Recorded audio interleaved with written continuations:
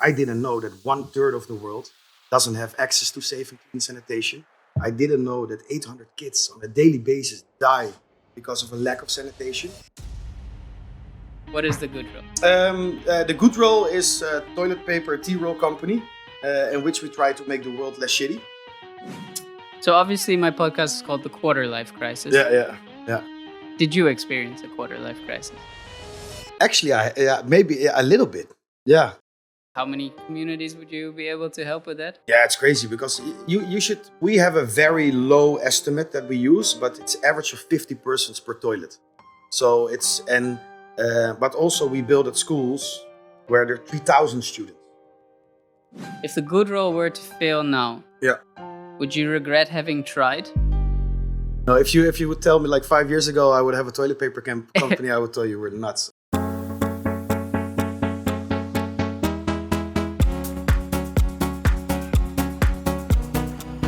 So, Melle, thank you very much for your time. First of all, Welcome. I like to start my all my podcasts with the same question because I feel like it sets the tone for the rest of the conversation. So my question for you is: are you happy? Actually, I am. I'm actually very happy at the moment. So yeah. What makes you happy? What makes me happy is that at this point in life, I have the feeling that I'm busy with projects that I love. I have a home, a family that I'm very proud of. I have 2 daughters and a wife. And as they say, happy wife, happy life. Yeah. No. So actually, and at every point, of course, it's still really busy, but there's more some kind of ease in what I'm doing professionally, but also more of an ease in what I'm doing socially and in private. Yeah. So I can, fair enough. If I can say I'm in a happy place right now. So it feels good. Yeah. That's awesome. Yeah. From my quick research on you, I see that you have been an entrepreneur for quite some time now. Been doing a bunch of different ventures. Yeah. What was your first experience with entrepreneurship like? My first experience with entrepreneurship was hard work. I actually started with a side job when I was quite young. I was 13. Okay. And that was my first job that I got on my own. So not with the help of my parents. I was actually younger when I had my first job. In Holland, we have bollepellen. Mm-hmm. So it's like you work on land, on farms, and you go out early in the morning. And it's like it's a typical children's job when you go to the north of Holland. That was actually my first job. That was hard work. But I think my father made me do that job when I was young. So the first job that I found myself was a paper round. And I hated it. Yeah. I really hated it. So I think my job as a paper round boy in Amsterdam, it was West as well. I think I quit after 2 months. And then I started working in the Nieuwmarkt in Amsterdam. Because every Saturday and Sunday, they did the emballage of their bottles of Coke, Coca-Cola, Fanta, Sprite, beer bottles. Because they all had to be returned on Monday to the suppliers. Yeah. So there were big freights of all kinds of glass bottles, and they all need to be separated and put in the right crates. So Coca-Cola and in the famous red ones, and Fanta and the green ones, and beer, of course, in the Heineken ones. And this was actually quite cool because I did it on my own. I could put on the music really loud, and they gave me from 9 in the morning to 1 in the afternoon to do all their emballage, as it's called, and they paid me fairly. Yeah. So that was my first introduction in my first job, and I did it almost until I was 15, 16. And then I became a bartender there, and then I did day shifts, and since then I've been working in hospitality actually as a side job. Yeah. And then you started ventures in hospitality. What attracted you to the hospitality industry then? I think in hospitality, it doesn't really matter what your background is or what you have done or who you are. And I really like the family feel of working together with colleagues, and especially on busy nights. At the end, you feel some kind of accomplishment when you have done like a busy shift together. I really love that. I love the family vibe that we had in the places where I worked. Of course, people have different experience with hospitality, but for me, it was a very nice place, and you learn so much. You learn how to read people. You learn how to handle guests. You learn how to handle complaints.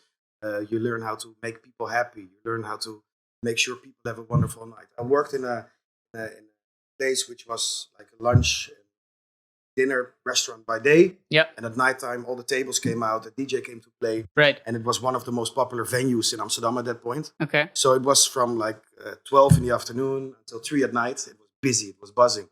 And you learned so many different aspects of hospitality at that place, which was really cool. And I think the most fascinating part of it was learning how to read people. Yeah. That was really, really cool. And I think that was, for me, one of the things that I got the most from working in hospitality. What exactly about that ability to read people interested you? The interesting part is if I learned how to read people, I know how I could react to certain questions or orders or even complaints already before they made them. So it's a very static like example. But when somebody's very grumpy looking at your bar, I can handle him like in a very grumpy way as well, or I can just be overly happy and already check with my colleagues what the problem was and make sure that I address the problem, it's fixed, and then come with a solution. And he's a happy patron. So these kinds of things, I still until this day, I use in daily life in terms of negotiation, but also handling staff, also handling all kinds of aspects of doing business. Yeah. So I really like that about hospitality. Yeah. Awesome. Yeah. So how did that transition then from hospitality to building a toilet paper company? Yeah. No, if you would tell me like 5 years ago I would have a toilet paper company, I would tell you we're nuts. No. It's from hospitality. My first company when I was 19, because I started hosting events. Yeah. And we started hosting events in nightclubs in Amsterdam, and I even did events in nightclubs I wasn't allowed to go in, because you had to be 21. Right, yeah. But we started doing events for 80s and 90s music, because I really loved 80s and 90s music. And the place where I worked was old school house, old school 80s and 90s rock and pop. And I saw that there was a very big group in that time in Amsterdam. You only had like, or it was a hip hop night or it was a house night. But there wasn't a real like old school top 40 night, like songs for everybody. So we started hosting those parties at several venues in Amsterdam. And that grew to a brand that is still here today, Terug naar Toen. Okay, yeah. It's a party that's still all over the Netherlands. Yeah. And it still exists, which is really cool. And we founded that, now it's almost 17 years ago. So I think it's actually it's becoming one of the longest in the Netherlands, in Amsterdam for sure, I think. So that's cool. Yeah. And from there, I started doing events. We went into creating actually new hospitality concepts, which was very cool. And we had our own concepts. And then people started asking us, hey, you have really cool concepts. Maybe you can help me think about a concept I want to do here or here. And then I started a company which was called the Concept Creators. Right. And the Concept Creators was a brand in which we helped entrepreneurs that had an idea or a hospitality-related idea or concept. We helped them realize it. It was as easy as that. And in that process, we got a lot of questions as well from big hotel chains. And I was doing a very big research for Apollo Hotels. It's a big hotel chain in the Netherlands. And I was doing a research in terms of sustainability. And it was sustainability. How can we be more sustainable, but in a way it doesn't affect cost? So it was quite it was a very typical question at that time for a big company like that. Exactly. And I was already very interested in sustainability, but it wasn't my top. Just for my own understanding, how long ago was that? This is 6 years ago. Okay. Yeah, 6 years ago. So it's a little bit fast forward from having restaurants to having the Concept Creators company. Yeah. And we did the research there, and we talked to them, and we did quite some extensive research. So what are big wastes happening in, for instance, hotels? Of course, it was food waste. Yeah. But you already had quite some very cool, creative new concepts that were tackling those problems. We had linen, like the washing of the linen, so bed sheets, towels, everything. But it was a market that was already being addressed. I felt it was coming up. We had transport, we had staff. But I also found out there's a lot of paper being used in hospitality, in the kitchen, but also in the hotel rooms. Yeah. Because there was this very weird thingy that 4 and 5 stars hotels, every time you checked in, there's always a new toilet roll. Which means that down in the catacombs of the hotels, there's like this big pile of not used toilet paper. Yeah. And I was like, okay, this is very, very strange in terms of sustainability, but also in terms of just economically. Why are they wasting so much paper that they're paying a lot of money for? Yeah. So I went more into detail into paper. Where is it made from? Of course, it's made from trees, but is it really recycled? Are the claims that they are saying, are they true? And in that time, you had some really strange claims that you could say it was recycled, even though it was only 60% recycled and 40% virgin paper. So you had a lot of weird claims. And that really stuck with me because I thought, oh, this is a very niche market. There aren't very creative companies in it. And there are just 4 or 5 very big companies that are actually processing all the toilet paper in the world. Yeah. So this really stuck in my mind. And I was in that time introduced to a very cool Dutch brand, which was called Earthwater. And Earthwater, Henk Witteveen, I know him quite well. And he told me his very inspiring story about Earthwater. And what I really liked about Earthwater was you never drink alone. So you take a sip, you buy a bottle of water, you take a sip of it. And by having water, somebody else gets water as well. Right. So I really loved that idea. And that gave me like a real eye-opener that you can be, that you could create a brand, that you could sell a product, which is not only good for the consumer that uses it, but by using it, you're helping somebody else that needs our help. Yeah. And then I was like, that's very cool. And then the third seed popped up because when I was 16, my mom did a lot of development work in Eastern Africa. She worked, but she was especially focused on women's rights. So she did a lot for women's rights, a lot for schools for girls, a lot in becoming economically independent. So she did a lot of projects for several NGOs. And so since I was young, it was always like a part of the family, but I was never very busy with it. Right. When I was 16, I wanted to drink beer with my friends and drive my scooter and whatever. But I actually went to South Africa with my mom at that time. And there I got acquainted. At the time that you were starting with 16, the idea? sorry, I was 16. Yeah, 16. Yeah. And I actually was getting introduced to Ziggy. Ziggy at that time was a guy who worked for the World Bank, I believe. And he was actually a sanitation entrepreneur. So the only thing he did was build toilets on places there was lack of clean and safe sanitation. Right. And this was quite new for me because I didn't know that 1/3 of the world doesn't have access to safe and clean sanitation. I didn't know that 800 kids on a daily basis die because of a lack of sanitation.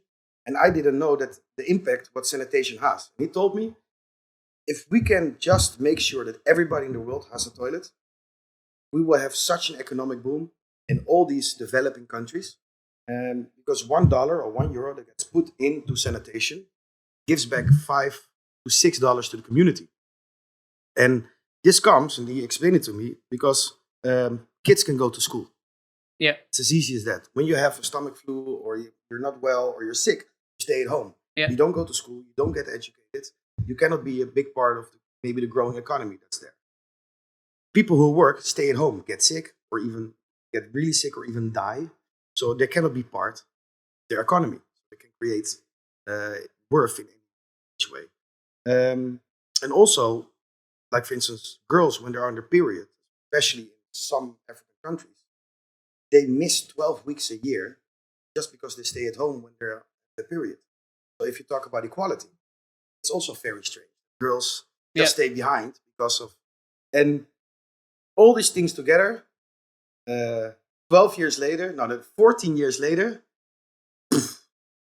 so I have toilet paper, which is it's a commodity that's not being creatively pushed into market. Yeah. I'm inspired by a brand that gives just by using it. Yeah. And there's a problem in the world with toilets. Right. So those three together, in my mind, the good roll, toilet paper that builds toilets. Right. And that's actually beginning. That's 4 years ago. Yeah. Yeah. That's a great lead up to it. Yeah. So now tell me more about the good roll. What is the good roll? The good roll is a toilet paper tea roll company in which we try to make the world less shitty, which means that 50% of our proceeds go to our own foundation. And with that foundation, we build toilets on places they lack clean and safe sanitation. And as you can see around, it's behind you actually. That's an example of toilets we built. So we build at schools, we build at communities, and we build at household communities. Um, and in the 3 years that we've been active, we've built over 300 sanitation units. And our units have clean and safe toilets, water if the community requires it, showers at schools, changing room at schools for girls, for instance. And at all the schools we build, we also have menstruation education, and we provide menstruation kits for the girls.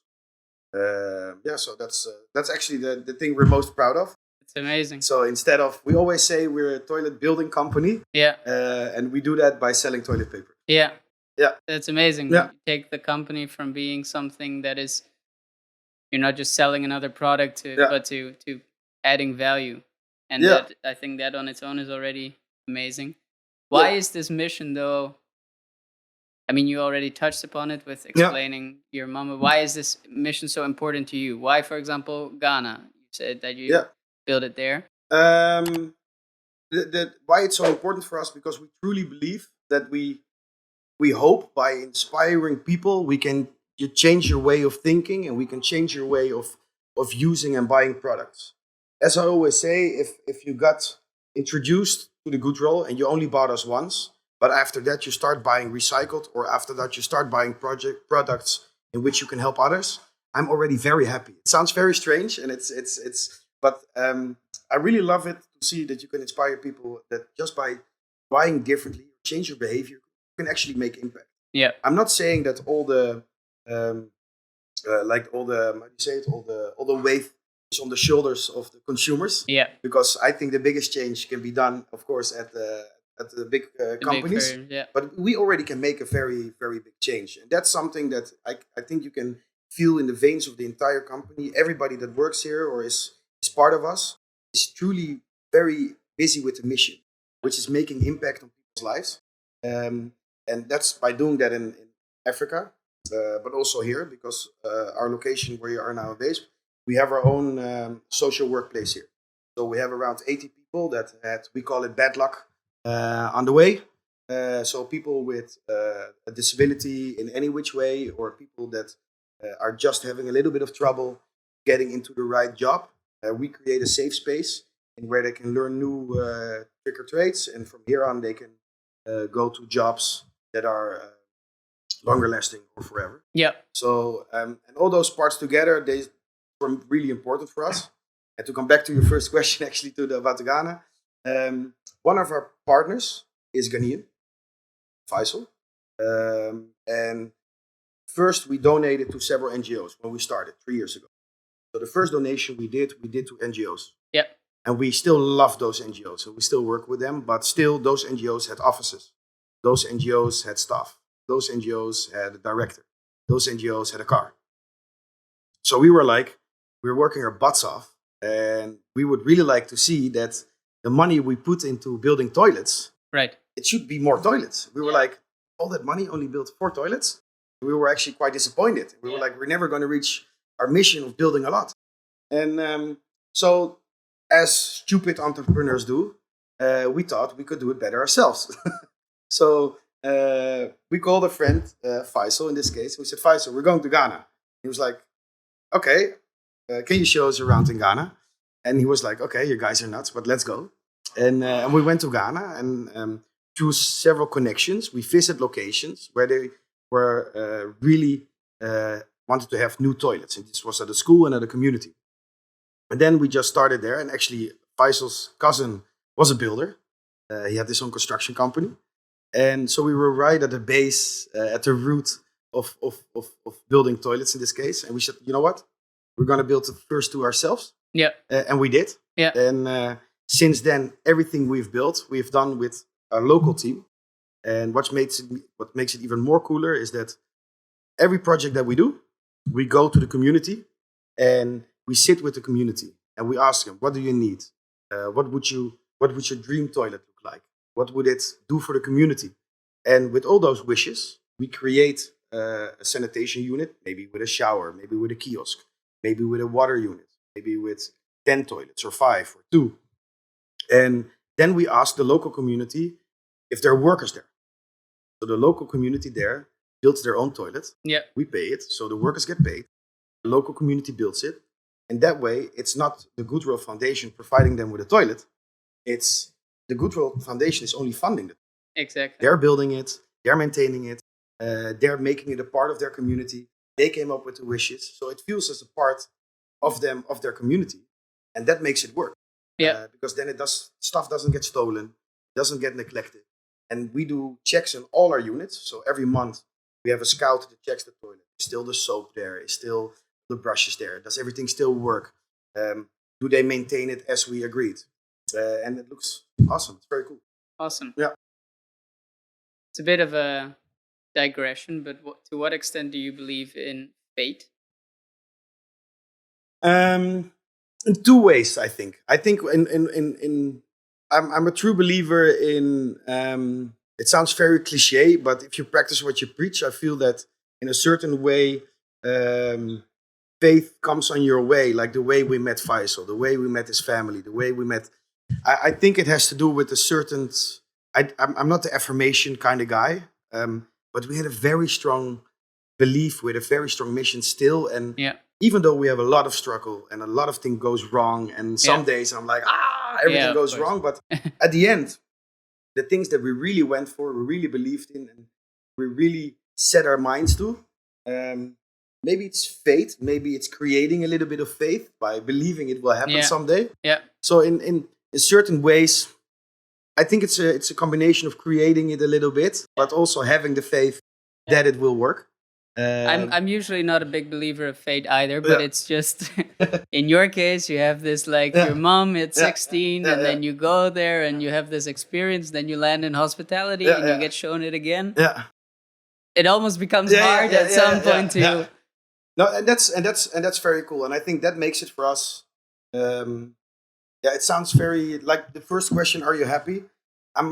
Even though if tomorrow the Goodwill would disappear or whatever, I would still be so happy with all the toilets that we have built. It's just the impact, and it's only 300 toilets, so we're not the solution. We're not changing it. But we just hope to inspire. You have to start somewhere, right? And our ambition is to provide whole of Ghana with toilets. It's a very big, hairy, audacious goal, and it's probably not going to happen. But we want to believe that we could maybe be that change. But even though if we only make 500, I'm still so happy that we could be a part of that. And also I think the impact that comes along with those 500 toilets, I mean, that's how many communities would you be able to help with that? Yeah, it's crazy because we have a very low estimate that we use, but it's average of 50 persons per toilet. So but also we build at schools where there are 3,000 students. Yeah. So it really depends on where you go. But already at the schools that we've been building and where we did the menstruational projects, we get so much positive response, and that attendance is rising, that attendance is going up. People feel safer, and it's awesome. Yeah. Crazy. Yeah. Obviously, you went into this industry with, I would say, lack of expertise, in the sense of it wasn't like you were working on toilet paper forever. No. Did at any point sort of imposter syndrome come along the way, or were you always convinced, no, we can make the difference here, we got what it takes? I think having faith, but in yourself, in your company, in your product, in your idea. I think like most entrepreneurs, you have to be a little bit nuts. If you truly believe in something, you just go until you succeed. Yeah. And the funny thing is, I think we have this model. It's not a real model, but we have like a model which is a square, and it starts with an idea. And normally you go to a build, you build the idea, and then you implement the idea, and then you learn from what you have done, and then you're back to idea, and then you do the feedback and you change it. But these are 4 steps. Yeah. We have an idea. We go straight to the learning phase. So we go here. So I want to do tissues. Okay, I'm going to build tissues. I'm going to implement it in the market. And then I'm going to get customer feedback. Exactly. I'm going to change the customer feedback. And then I'm optimizing, and then I'm doing it. Yeah. I think for us in an industry which is paper, which is a very old school bureaucratic industry, we were like very strange ducks, because Yeah. we were listening to customers. We were creating things that made them feel like part of a family and making impact with a simple product as paper. So I think the thing for us is just by having an idea and just go for it, just Yeah. doing it, and don't follow the structured lines, what everybody's telling you to follow, but just go for your gut feeling, Yeah. go for it, and learn from the mistakes on the way, which is one of the biggest lessons in this part. But no, actually we still do it like that till this day. Yeah. To what extent do you believe you were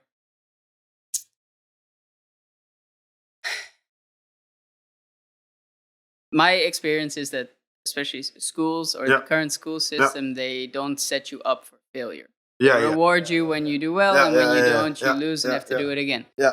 To what extent do you believe that in your upbringing or whatever it is, you were built in such a way to be able to accept failure as a benefit rather than a downside?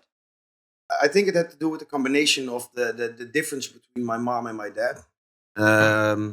My father was a notary. My father was a very old school entrepreneur. He had his own notary office. He was a very distinguished gentleman. Right. Old school, gray suit, 3-ply. And he was the kind of guy that um, like an agreement is an agreement. Word of mouth is fine, but always stick to your promise, practice what you preach, and be the man that needs. And he was all about success. Yeah. And he was all about go for your goals and succeed and making sure it happens. Failure is not an option. But my mom, who is a psychologist, Right. she was very about how do you feel and how did it make you feel. And it's very good to talk about what went wrong, learn from it. And she was actually one of the, it's a kind of therapy, you call it therapy. It's a therapy that goes very into experiences and what you can learn from it.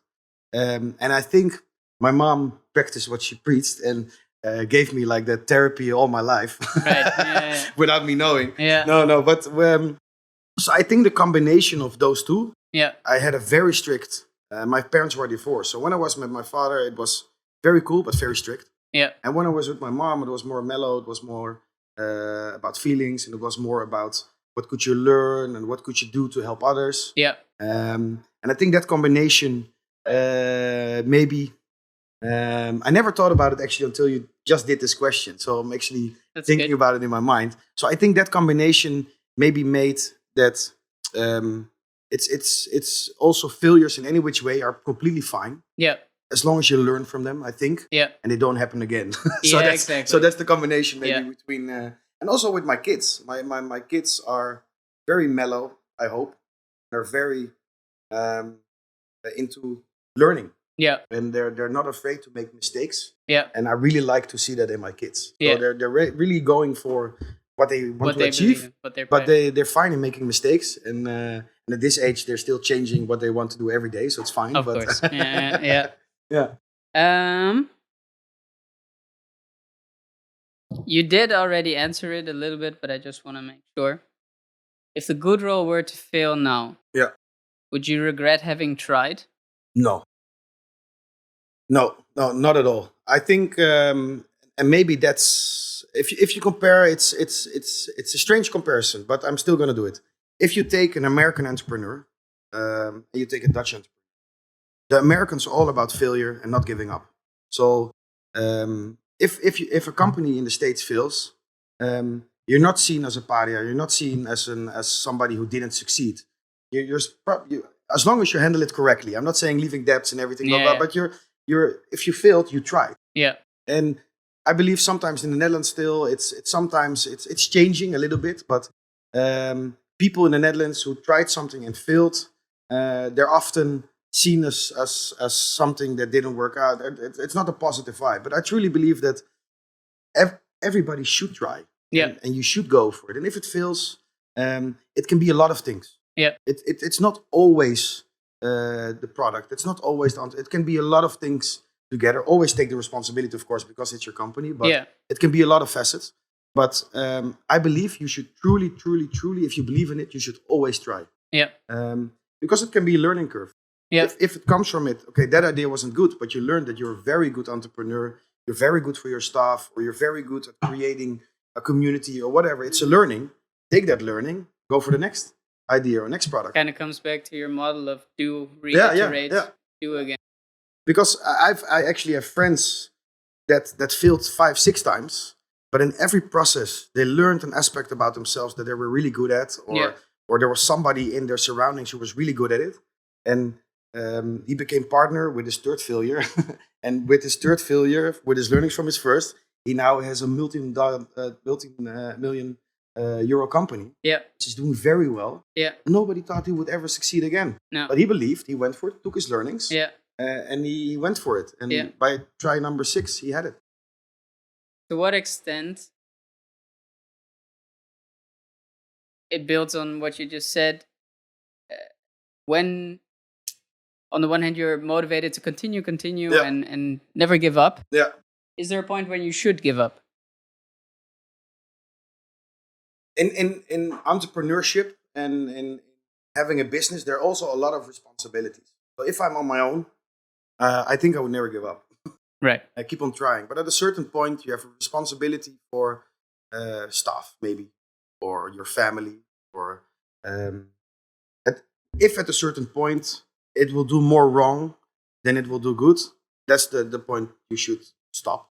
Right. And it's also good to reflect. That's a bad situation example, but sometimes it's also very good to reflect the learnings that you had and be fair to yourself that stopping is not a bad thing or a bad decision, but at a certain point it's the right decision. Yeah. So also again, stopping is not a bad thing, but at a certain point, if you learned that you're pulling like a death horse, like to translate a very bad Dutch saying, but but at a certain point, it's good to stop. Take your learnings and try something else, do something completely different, or take your time to reflect. But I think it's very important to also always take your time to reflect. Yeah. Because a lot of times we go, but it's also very important that sometimes we take a lot of knowledge that we don't process. So we need the time to reflect and take that knowledge and process it just by taking a walk or just by being alone in the evening without your phone or Netflix or whatever and have the time to reflect. It sounds very cliche, but it's actually true. Yeah. It can give you the space because you need to give your mind the space of coming up with ideas for maybe problems that need to be solved. Yeah. And I think that's a very important part as well. I suppose it's a cliche for a reason. Yeah. So obviously my podcast is called The Quarter Life Crisis. Yeah. Did you experience a quarter life crisis? Actually, maybe a little bit. Yeah, I was one of the problems I have. I'm like a Duracell bunny. I just go. So the thing is that at a certain point, like for instance, if you're in a room with me like you, or you're completely exhausted after an hour with me, or you feel energized. Yeah. There's no in between. Yeah. And it's like what I've learned, or you like me or you hate me. It's that. Yeah. And at a certain point, with all the impulses, I'm a creative guy, with all the impulses that I had and with everything, at a certain point, you feel that you need to do a lot. Right. And I want to do more. And at a certain point, it gave me a very empty feeling. Okay. Because I thought, am I doing enough? Was my workday busy enough? Yeah. Did I do enough today to achieve my goals? And then I was like, I had 3 goals, I had 4 meetings, I had 2 calls, I had all my mails done. But at the end of the day, I didn't feel like I had a very productive day, which was insane. Yeah. Because I had a very busy day. So at that point, I started and needed to reflect what for me was a successful day. Mm-hmm. So I had to learn to give myself, like, maybe call it daily goals or weekly goals. Yeah. But I had to give myself like a goal for my mind for what would make today a successful day. And don't overachieve it. But it can be easy. Today I'm going to pick up the kids and have a great day. Yeah. And at the end of the night, we're going to high five each other and say, this was an awesome day. I'm just giving it. But the other part, it was today I want to make sure that my team, sales, has all the information they need. Blah, blah, blah. Yeah. So it could be a lot of things. And when I started doing that, the emptiness started clearing a little bit. And it gave me more proper focus. And it gave me the position to just focus on one goal, which was the good role. Yeah. Instead of wanting more, having an idea there, and maybe trying that. And that's one of the hardest parts, I think, when you start a new business. it's very uncertain in the beginning. Will it pay my bills? Yeah. Do I need to bet on Yeah. multiple horses to make sure that I still have a steady income? And that gave me a very empty way of because I was doing like 6 things at the same time. It's actually the follow-up question that I have.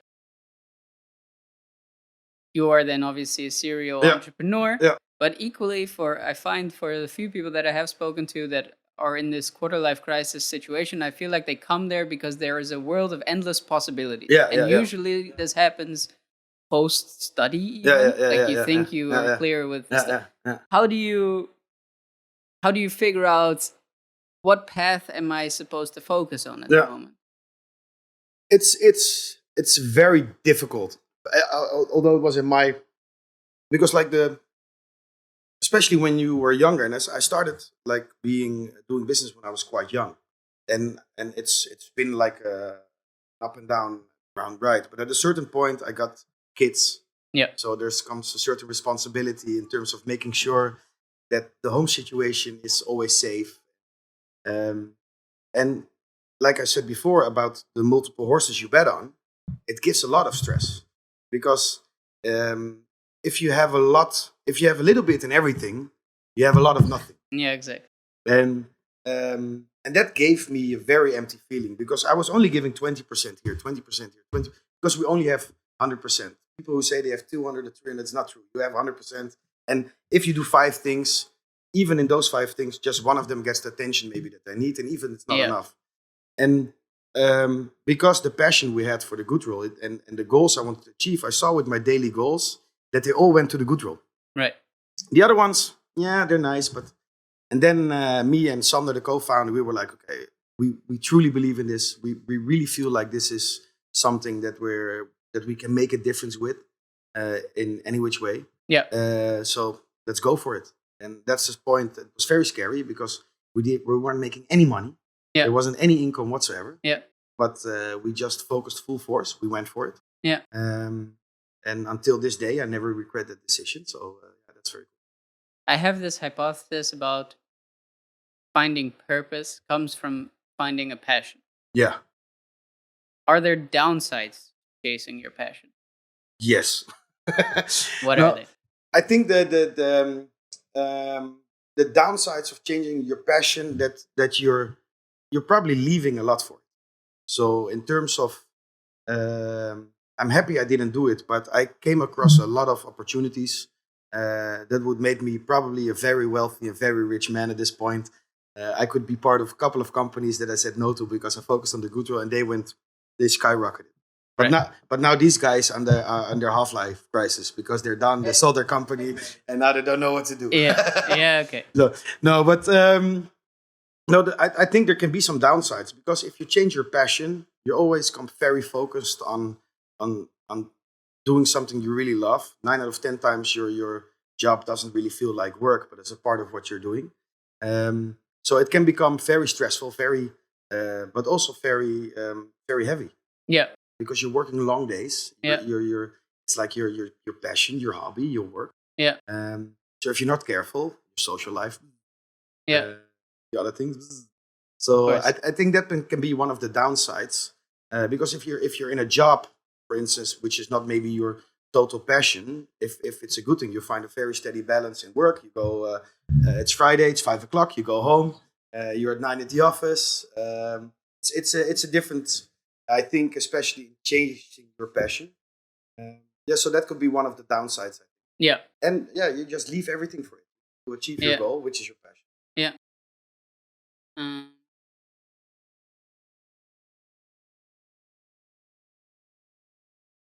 My own brain goes.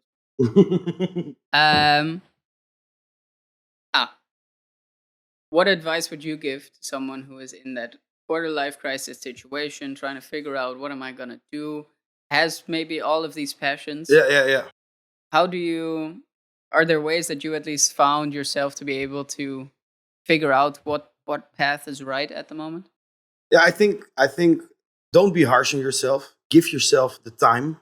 A lot of times people we feel the pressure of doing something, but sometimes it's good to really give yourself the time. And I think probably people who will hear this say, "Oh, yeah, that's more easier said than done." But trust me, I've done it in a situation that was not ideal in terms of income or whatever. Give yourself the time to really reflect things that you have done and really reflect where you want to go. And don't do it like 10 minutes at the bus stop while you're going to the next meeting. Yeah. Truly go to like Texel or go to your parents' house or whatever, and just sit in the garden or wherever you can and just be alone. Yeah. And check where your passion lies. And if you could really make up daily goals and make daily goals for 7 days a week and find a pattern.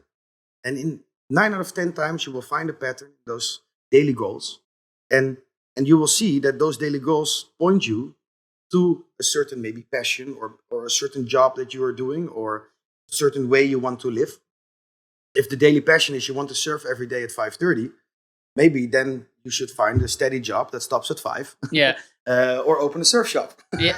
Yeah. So it can give you, but it gives you a very easy path in finding out in step by step in where you want to go with your life and what you want to do. Yeah. And this worked for me, and I saw it actually work with a couple of other people. It's not only about finding purpose, but it's also finding the way you want to be in a week. Yeah. You find a way how you want to be in a week. It's probably the way you want to be in a month. It's probably the way you want to be in a year. It's probably the way you want to be for this coming period of your life. Yeah. Okay. It's also a little bit like the round circle. Yeah. Instead of going how everybody's telling you how to do it, Just have do an it. idea, do it. Does it work for you? Great. Write it down. Step 1, we had it. Just don't make the process too long. Yeah. Because deep down, I believe everybody knows what you want. Yeah, exactly. But you have to find it. Zooming in on that part when you were explaining, you said, yeah, a lot of people will probably say, it's easy for you to say. Yeah. Why do you think that is? That people have this response that, for example, a similar one is money doesn't make you happy. Yeah. And then you also get a lot of responses. It's easy for you to say you have it. Yeah. Why? Like the Dutch saying, de beste stuurlui staan aan wal. It's like, I think it's easy from the sideline, or it's easy to be in a situation where solutions are handed to you, but already saying from the start they won't work for you. Right. And that's again comes maybe back to the other things that we discussed. If you don't try, you don't know. Yeah. So, no, yoga isn't for me. I always said my entire life. Now I'm an idiot who's doing yoga. Yeah. Not an idiot, but you know what I mean. I never get it, thought yeah. it was for me. But Yeah. and I think you should, if you're in a position where you don't know what works for you, just try everything you can. Yeah. Because if you don't try, you don't know if it works. Right. And just by trying again, Yeah. you will learn so many new people. You will learn so many new things. You will see so many new opportunities. And a lot of time, again, it's a little bit in the Dutch culture, I think. It's saying in upfront, that don't work. Yeah. They won't succeed. No, that's nothing for me. And no, just try, just do it. Yeah. And be open to new experiences. And don't stick to the steady circle you're in. Just Okay. Go try out other things. You don't need to go do ayahuasca or whatever, but talk to people you never talk to. Yeah. A lot of time we have the old school caste system, like before you had the Christian, you had this and blah blah blah, the old school Dutch system. Sometimes I still believe we're a little bit in those systems, because you go to the same bar, you go to the same club with your same group of friends, probably the same people as your friends are there because you have the same interests. But it's also very cool to just mingle and go to other ways of whatever and get new ideas and see how those things maybe change for you. Yeah. Very beautifully said. What does the future hold for Melle and also the good role, maybe? The future holds for me that we're coming in phase in my good role life, as I call it, is that we've been very good at the first part, which is creating a company, hopefully an inspiring company, hopefully a creative company, hopefully a successful company. And as I always call it, now we need very clever people. So we're coming at a part that I don't know the best of any situation anymore. Before, I knew it with my bluff, I knew it with my entrepreneurial skills, and just go for it and the passion that we would succeed. But now we need people that are very good in logistics.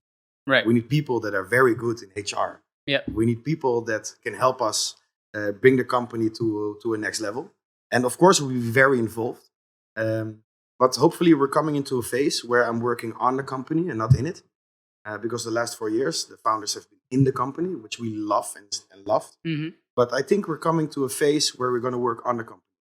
So Okay. from the outside, looking in, Yeah. and being in, for instance, my role is the creative role.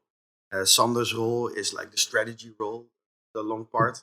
Faisal's role is the African part. So maybe in the next phase, we're going to work on it again and not in it, which gives us the opportunity to reflect, think, and come up with ideas which are not downsized or not possible because we're too focused in it. Yeah. So I hope that's going to be, and I foresee that's going to be the future of me in the good role. And for myself, I hope to create a brand in the future and to inspire that by creating cool products, you can make a social impact. Yeah. So not only toilet paper, but maybe wine or water or dishwasher or whatever. So products that do good. So still the mission, but maybe expand a little bit. We don't know. Awesome. I think you have an amazing thing going, and Thank you. you Thank should you. be very proud of what you've already established. Thank you. And with that, I want to thank you for your time and your wisdom today. Great. Thank you. And I will end it. Cool. Thanks. Thank you.